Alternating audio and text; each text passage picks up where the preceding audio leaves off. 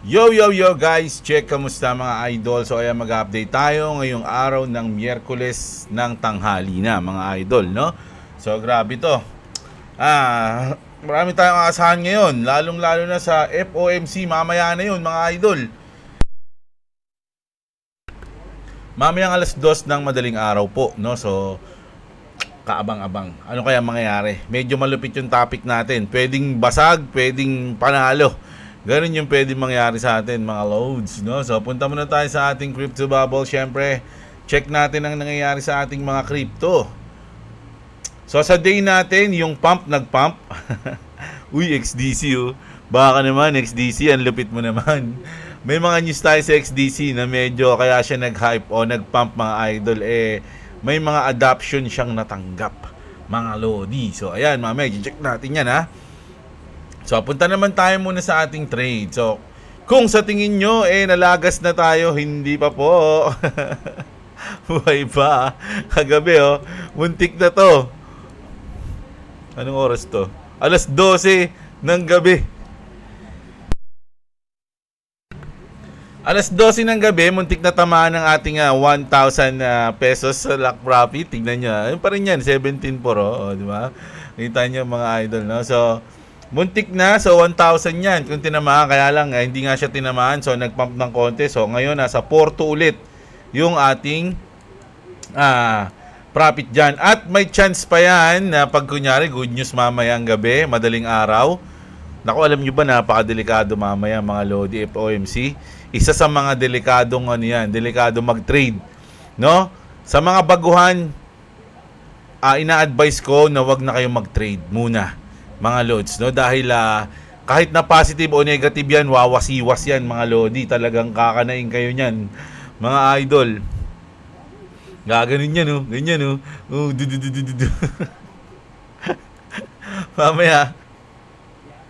Mamayang madaling araw. Pero yung mga veterans na alam na lagi yan, lagi nagtitrade sa mga FOMC, CPI, PPI report, sila yung mga... Kaya siguro hindi nag live si Boss Robo kahapon, kagabi, Martes, 'di ba? Kagabi, baka ngayon siya magla-live, no? Baka ngayon siya magla-live kasi mas importante itong FOMC meeting mga idol no? Baka lang hindi ako sure.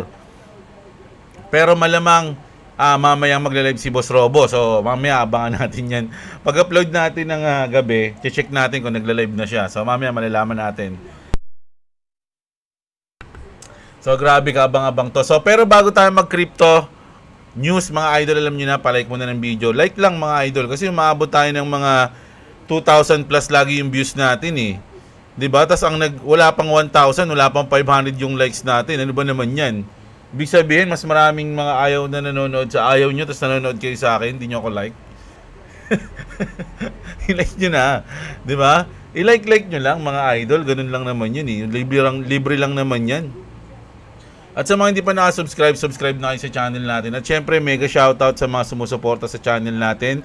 Sobrang salamat po sa lahat ng nag-join sa ating membership. No?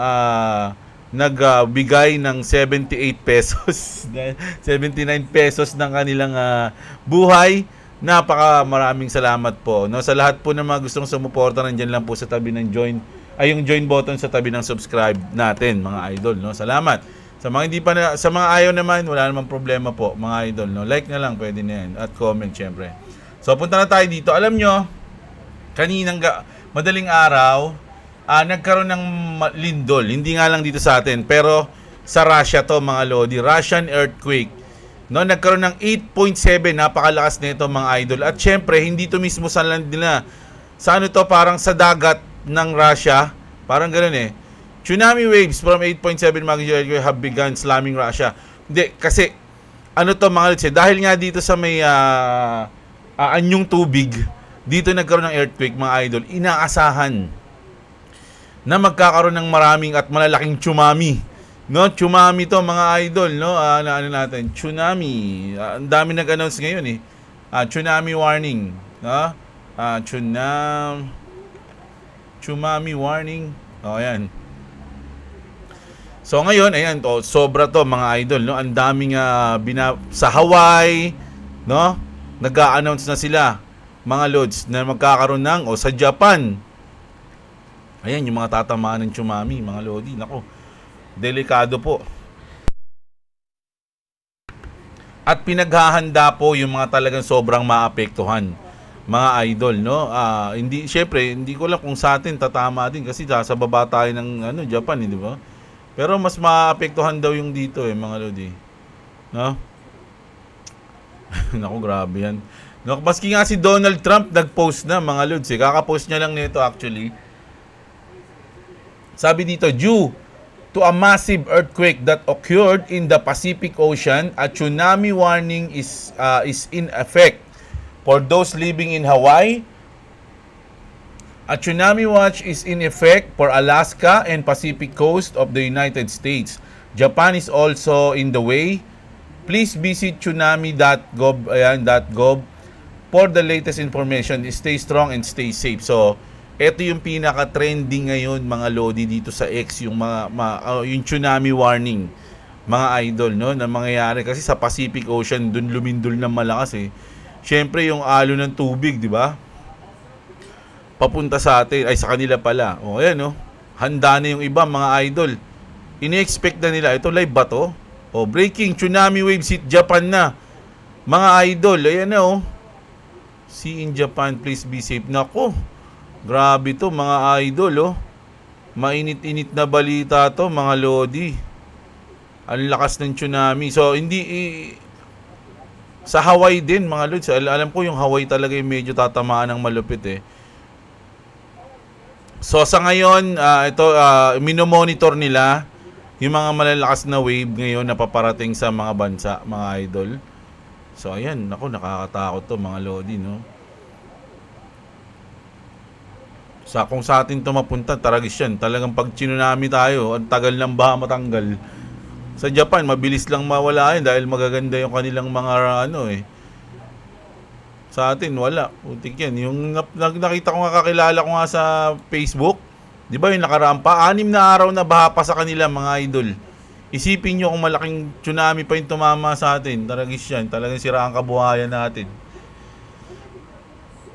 Grabe, no? So, ayan na. Grabe yan. Sana maayos nila yan, mga lodi. At ito, kilala nyo to, mga lodi. Ito yung nahuli sa video. Ayan, hindi yan. Si Messi to Yung ganito, yung nangyari sa kanila, di ba? Siya yung CEO ng astronomer, no? Si Andy Byron. Ngayon, ang nangyari, mga lodi, dahil nga nasira yung buhay niya, sa ginawa niya, o sa ginawa ng concert sa kanya, Byron is reportedly suing Coldplay over the Kiss Cam scandal. So, ididemanda niya yung bandang Coldplay kasi nga, nahuli siya. Kung ikaw yung judge, halimbawa ikaw yung judge, mga lodi, ano sasabihin mo dito kay Armstrong? Kay Brian Armstrong? Ay, hindi. Si Andy Armstrong pala. Iba pala si Brian Armstrong. CEO ng Coinbase yun. Si Andy Armstrong. Nagdemanda siya. Nahuli ako dahil dito sa mga na to. Mahal-mahal ng binayad ko. Nasa VIP pa ako. Tapos ganun lang, mahuli ako dahil sa Coldplay na yan. Paborito kong kanta yung Fix You. Anong gagawin ko ngayon, judge? Sa tingin niyo, papaboran niyo ba si Andy Armstrong kung kayo yung judge? Lodi, siningit ko lang to news na to, natawa kasi ako ayan. Nako, ito na yung inaabangan natin, mga lods, no? Puntahan nga muna natin bago natin na desisyonan to. So mamayang 8:30 medyo magkakaroon na ng volatility yan dahil sa non-farm employment change tsaka yung GDP, no? Pero ang pinakamalupit na mangyayari mamaya is ang 2 a.m. to 2:30 a.m. dahil magsasalita dyan si Uncle Jerome Powell, mga idol, no? Si Ninong. Yari tayo dyan, mga idol. Anong mangyayari ngayon, di ba? So sabi dito, mga idol, rate cuts is tomorrow. So, sa kanila kasi tomorrow. This will inject 2.1 trillion plus into the market. Alts will explode. Right. Alts will turn your $250 into 80,000. in days, sabi niya. So, ang laki ng unexpected niya kapag nag-cut ng rate si Jerome Powell. Mga idol, kung magka-cut ng rate si Jerome Powell, mga lodi, no, pag nag-cut siya ng rate, malamang, putsaragis talaga, liliparot yan. Mga idol, maraming lilipad. Pero bago lumipad yan, gagawin muna yan, mangliliquidate muna yan. Bago lumipad yan, lahat ng mga may trade ng short, long, lahat kayo ubusin muna ni market maker bago siya lumipad. No, wawasiwas muna ng malupit yan para lahat kayo madamay, gagawin niyo, no. Ay, di ba, galing siya dito, halimbawa, ha? Oh, naka-short ka, pang!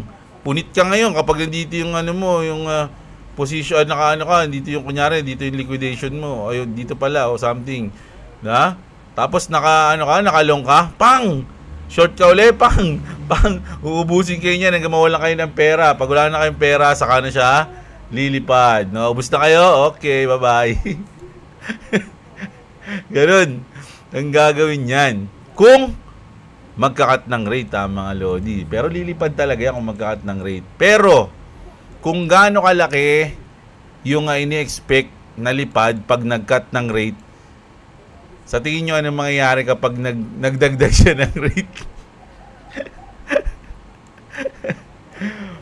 Pag nag-rate hike, hindi rate cut, pag nag-rate hike yan, putsaragis yan. Durog tayo dyan. Kung gaano kataas yung lilipad niyan, ganoon din kalalim yung babagsakan niyan, mga lods, no? Pero kung magpo-post naman siya, yung post kasi ngayon medyo negative. Yung post dapat ang expect natin, wala lang no? Yan lang Kasi post kumbaga, wala naman nangyari, ganun pa rin. Kaya lang kasi hindi, ini-expect kasi, malaki kasi yung expectation na dapat mag-cut na siya ng rate. So kung magpo-post ngayon, mag-disappointed yung mga tao, yung mga investor. So baka bumaba yung market, no? Baka lang mga idol, baka lang. No, lalo na kung mag-hike pa siya. Nung asa rin niya si Trump na pinapakat mo ako, mag-hike na lang ako. Dahil yan, patay talaga. Iiyak talaga lahat, mga idol, pag ginanon tayo ni Jerome Powell. Isusumpa siya ng mga investor pag nangyari yun.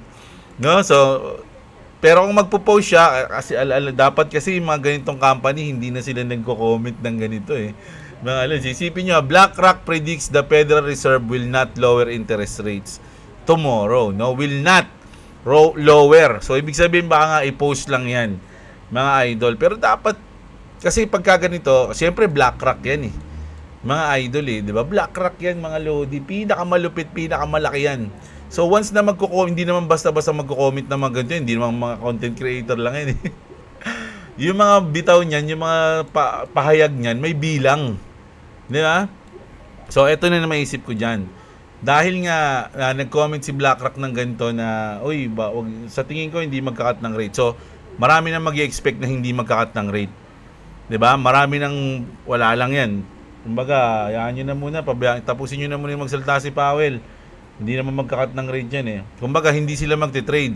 Hindi sila magpo-position kasi wala silang clue kung anong gagawin ni Powell 'Di ba?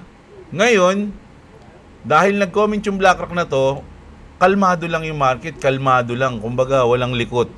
'Di ba? O wala yan, magpo-post lang yan. Tas bigla siyang nag-cut. Iwan lahat Iwan lahat, mga lodi, kasi ang in-expect nila, isipin nyo, BlackRock nagsabi na na wala magpo-post lang to. Pero hindi pala, yung BlackRock pala, nakaposition na pala, no? Nakaposition, nakalong na pala itong mga to. Sinabi lang nila yun para hindi kayo sumabay. Durog. Mga idol, so mamaya magkakaroon tayo ng verdict dyan kung ano mangyayari dyan.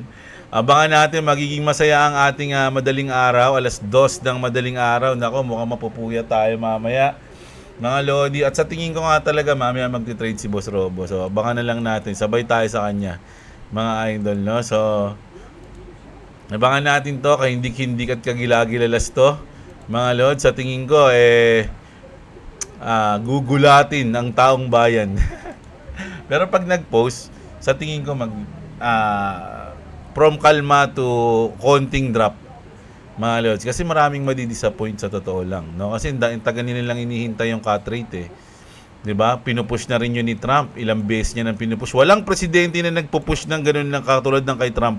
Nang sobrang kinukulit niya na yung Fed na mag-cut ng rate. Walang ganun sa history, mga lodi, si Trump lang. Isipin niyo ginagawa niya yun. 'Di ba? Kinukulit niya na kinukulit, 'di ba? Kumbaga bullish ka na noon pagka ganoon binantaan niya pa na tatanggalin kita talaga pag di ka nag-cut. O 'di ba? So hindi ko alam wala, mahirap desisyonan to mamaya mga idol. So abang lang tayo. No, abang lang tayo mga lods, no? Sana tamaan ng hula. Kaya nga dito ayan, no, pag nag-cut ng rate may tingnan mo yung mukha ni Jerome Powell dito mga idol. may masamang balak Mga walang gagawing matino Sabi dito, Powell is planning a historic market manipulation. It all starts after Fed report. Only few graphs will impact. After studying insider document, I was shocked, sabi niya, no? So, may mga sinabi siya dito, no? Na hindi ko na babasahin. Opinion niya yan, So, mga idol, ito lang nakita ko, no? If ever mag-speech si Powell at talagang ginawa niya yung plano niya na hindi inaasahan, ganito yung bagsak niyan. Siguro, tama siya dito, pwedeng bumalik ng 100K. No, ang lalim nun, mga lodi. Ngayon, nasa 117 na tayo, 'Di ba? Ang lalim niyan, 118. So, pag may ginawa niya yung masama niyang balak, durog. Pag hindi niya ginawa at maganda siya, bumait siya. Ganito. Ganito or ganito. Ayan ang mangyayari mamaya, mga idol, no? So, hintayin natin kung anong pwede mangyari. Pero pag nag-post, ano lang yan? Volatility. Ganun lang yan. Hindi siya yung sobrang laking galaw. Wala kang ganun siguro. Pag nag-post, no? Siguro, mga idol. So, ayan. Grabe. Antindi. Kaya ba bumili ulit? Hindi. Kaya ba bumili ulit ngayon si Michael Saylor, mga idol? Dahil alam niya yung mangyayari. Strategy just bought 2.4 billion worth of Bitcoin again, mga lodi. Why is the price is dumping? Who in the world is selling? Sabi dito. Kasi nga naman, 'di ba? Ang dami ng binili putik yan. Halos araw-araw bumibili ata si Michael Saylor 'Di ba? Pero yung price ng Bitcoin medyo parang napipig sticky. Parang ganun, malagkit, mga idol. Ayaw umangat, no? Ayaw umangat. Tas medyo nagda-drop pa siya. Bakit ganun? Ganun yung sinasabi nila. At syempre mamaya mga idol, no, mamaya ata yun. Hindi ko alam kung anong oras kung hapon sa atin hindi kasi madaling araw sa kanila yun. Baka mamayang gabi din pala to talaga, mga idol White House to release a report strategic reserve. No, Bitcoin yan, tsaka lahat sasabihin nila, may report sila diyan mga lods So, naku, malupit pala to, mga idol. Mamayang gabi to. No, kung ito magiging positive sa mga crypto, no, magiging positive sa lalong-lalo na sa Ethereum kasi Ethereum yung nagli-lead sa alt season 'Di ba? Kapag naging positive to sa Bitcoin, syempre susunod naman lahat kay Bitcoin. Naging positive sa Ethereum, nagli-lead sa alt season, 'di ba? Solana, XRP, lahat ng babanggitin nila mamayang gabi, mga idol, magiging positive sa market yon. Tapos biglang magkakat ng rate si Jerome Powell. Pung! Taragis yan, para kayong lumipad, mga idol, na sa racket. Iwan lahat mamayang gabi. Mamayang gabi na ba yung secret day? Ang flip the switch na ba mamaya? Mga idol, nakakaano ngayon mga lodi nakaka-excite mamayang gabi mga idol, no? So, abangan natin to. So, good news muna tayo sa XDC. Kaya nagpapump yung XDC mga lods Diba? 12% XDC, baka XDC yan, sabi Kraken is set to launch XDC trading. Confirm na yan. So, ito yung document niyan. Bukod dyan, Binance US will launch XDC trading on July 30. So, XDC, mga lodi, nakakakuha na ngayon ng pansin at merong marami nang nag-a-adapt sa kanya. So, goods na goods to, lalong-lalo na sa may mga hold ng XDC. ISO compliance to, mga lodi, nababanggit natin yung mga ISO compliance na coin. So, kung alam niyo yun, kung bumili kayo nito ng mga nakaraan, medyo goods na goods tayo dyan ngayon, mga lods. Meron ako niya, kaya lang konti lang mga Lodi. So, okay na rin, masaya na rin. No? Goods para sa akin tong news na to. Tapos, eto na, mag-XRP news na tayo. Bago tayo mag-XRP news, mga Lods, nga pala, sa mga wala pang crypto exchange dyan, mga idol, andyan yung link natin sa description sa baba ng video. No, napakaswerte ng link na yan, mga idol. Ay, nakalimutan ko na naman yung link ni Boss ni kay GX. Nakalimutan ko. Sige, mamaya na lang. Sino ba yung nagano kahapon? Sorry idol, hindi ko na yung Telegram ni KGX ha. Mamaya ko-comment ko na lang ulit. Promise, mamaya. Nakalimutan ko. So, ayan. Yan. Hyperscale Data G Plus confirm it has begun buying XRP as part of its planned 10 million treasury strategy. So, ito yung Hyperscale. So, ito yun, no? Hyperscale Data to begin weekly reporting on of 10 million XRP acquisitions starting August 12. We're so back. Sabi niya, mga Lodi, no? So, ayan. XDC, XRP. So, antindi niyan, mga Lods, no? At hindi lang yan. Rockbank ng UAE, mga Lodi. Rockbank becomes the first UAE bank to offer crypto. No? Retail users can now trade Bitcoin, Ethereum, Solana at XRP directly in ano ba to? Alam ko dirham to eh. Nakalimutan ko. Basta yung pera nila. Ayan, no? Yung currency nila. Oh. Mga idol, no? So, goods na good news yan. Tapos, ito naman sabi dito ni Armando Pantoja, mga idol. Just got off a call with my insider in DC, no? Ayan, meron siyang insider sa DC. I can't say much, but XRP is about to explode, sabi niya. So, depende kung maniniwala kayo sa kanya o baka nagbayabas lang to, no? Pwede rin ganun. I don't know exactly when, but soon, sabi niya. If you've got 1,000 XRP, you already ahead of the curve. This could be the move that change everything. Nako, totoo ba yung sinabi ng kanyang insider, mga idol? So, ano ba yun? Baka ito na yun, no? Mga Lodi, sa tingin nyo, ito ba yun? XRP ETF, 95% chance of approval according to Bloomberg. During the night, I've been on the phone, Bank of America contacts, and I'm saying 100%. Will XRP ETF be approved in 2025? So, pakinggan natin si Kalbo, no? Ayan, pakinggan natin. Ang dami talagang kalbong mayaman, no? ETF filings are pending with the SEC. And Bloomberg and analysts are now assigning a 95% probability that at least one will be approved. Well, during the night, I've been on the at least one, no? phone, Bank of America contacts again, and I'm saying 100% that these ETFs will be approved.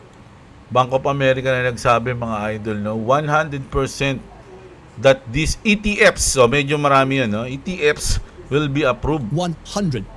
100% daw, mga idol. Siyempre, malaking bagay yan, yung ETF, mga Lodi. At eto, hindi lang dun sa tawag-tawag, no? Mismo sa mismong CNBC, mga idol, in-interview, mga Lodi. That Dom Chu has today's ETF Edge as advertised. Hey, Dom. All right, so Scott, from adoption driven by Washington to a 10-year birthday coming later on this week, there's a lot going on in cryptocurrencies. Joining me now is Sal Gilberti, the president and CEO of Tucrium Trading. This is an interesting development. You're one of the firms out there that runs a slate of ETFs, but one of them is a levered fund tied to the value of a big cryptocurrency, and that's XRP. Just what can you tell us about how much investor interest there is in XRP and, of course, a levered instrument to it? Well, thank you, Dom. There's enormous interest in XRP. They call it the XRP Army, and I realize they call it that for a reason.